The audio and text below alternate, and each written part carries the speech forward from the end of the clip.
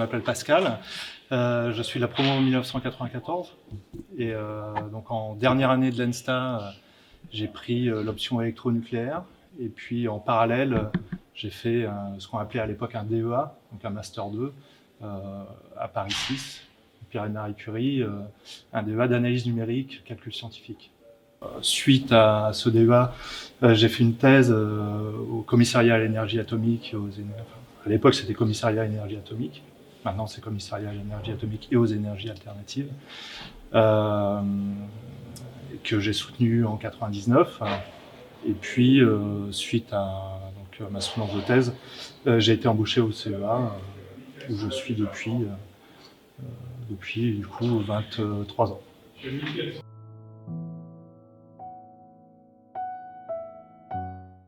À l'époque, l'option électronucléaire m'intéressait beaucoup. J'avais été particulièrement séduit par la plaquette des élèves, qui m'avait fait beaucoup rire. Et entre plusieurs plaquettes concurrentes, je me suis dit, tiens, cette école a l'air très sympa.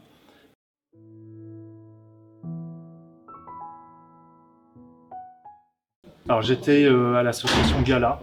Donc, avec quelques camarades, on a préparé le Gala 93. D'accord. Voilà. Sinon, je faisais du foot avec le club de foot. Et on a été champion académique. Ah ouais, non, Ah ouais.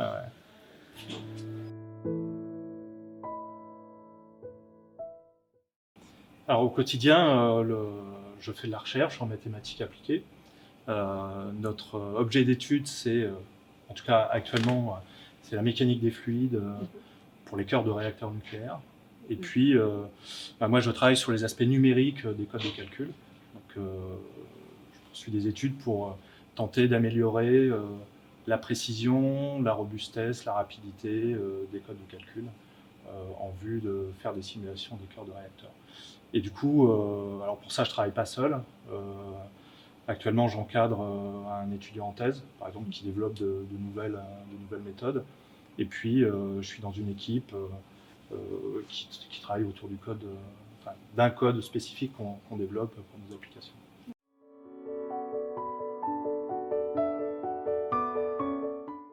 Avant d'entrer à l'école, je n'avais pas d'idée de ce que c'était que la recherche. En fait, je me rends compte maintenant qu'à votre place, je n'avais pas, enfin même avant, je n'avais pas d'idée de ce que c'était que la recherche. Du coup, en fait, moi, ce qui m'a guidé vers la recherche, finalement, c'est que à la fin de la deuxième année de l'ENSTA, au moment où on commence à se poser des questions sur qu'est-ce qu'on va faire l'année prochaine, et du coup, comme spécialité, et du coup, comment ça va orienter un peu notre carrière. Finalement, je me suis posé une question très simple, c'est pourquoi, qu'est-ce qui m'a guidé à me retrouver, à avoir fait Maths Sup, Maths P, une école d'ingénieur, pourquoi je suis là? Et finalement, la réponse a été simple. C'est une question simple, et la réponse a été simple, c'est que finalement, j'aimais les maths, et que depuis à peu près aussi loin que je me souvienne, je faisais des maths pour le plaisir. Ça a été une découverte un peu progressive, et j'ai découvert après tout l'éventail en fait des métiers. Donc, avec le niveau d'un ingénieur ENSTA, on peut faire tout.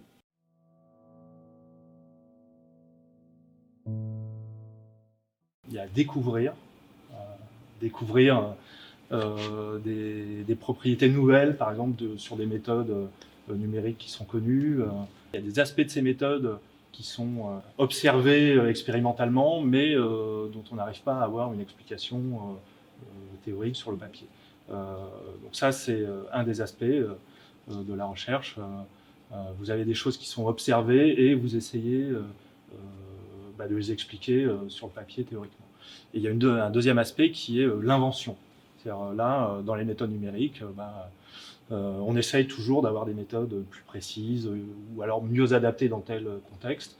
Et là, il s'agit, à partir d'un petit cahier des charges, disons, d'essayer de créer de nouvelles méthodes. Donc c'est créer et découvrir des choses des propriétés qui existent, mais dont on ne connaît pas l'explication.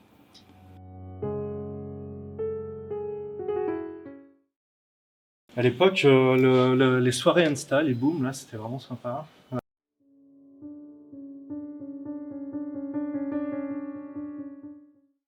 J'ai eu un parcours assez simple finalement, parce que j'ai été embauché le lendemain de ma soutenance de thèse.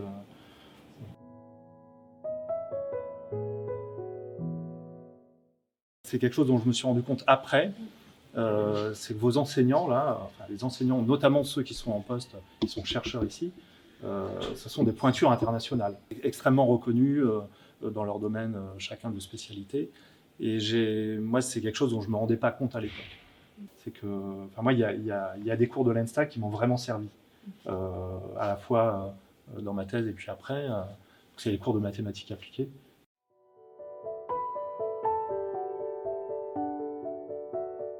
Au CEA, on peut faire une carrière soit d'expertise, c'est celle que je mène, soit plutôt de management.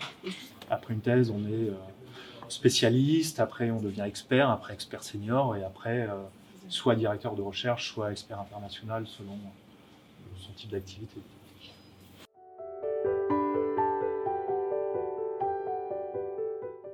Si on est dans un monde d'innovation, la recherche, c'est le moteur de l'innovation. Alors, il y a ce qu'on appelle des innovations purement techniques, c'est-à-dire des procédés qui existent déjà ou des techniques qui existent déjà, mais qui, mises ensemble, font un nouveau produit. Mais à un moment donné, pour faire progresser les connaissances et donc développer à terme des nouveaux produits, il faut aussi avoir des gens qui font progresser cette connaissance, et donc des chercheurs.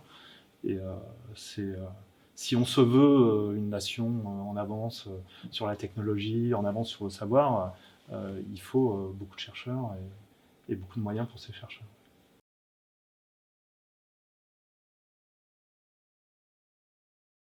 D'être guidé par ses intérêts scientifiques avant tout. Enfin, si vous aimez la mécanique des fluides, faites de la mécanique des fluides.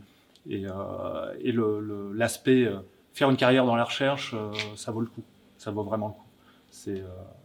Voilà, on ne s'ennuie pas une seconde. Moi, ça fait presque 30 ans que je suis dans la recherche et je ne suis pas lassé.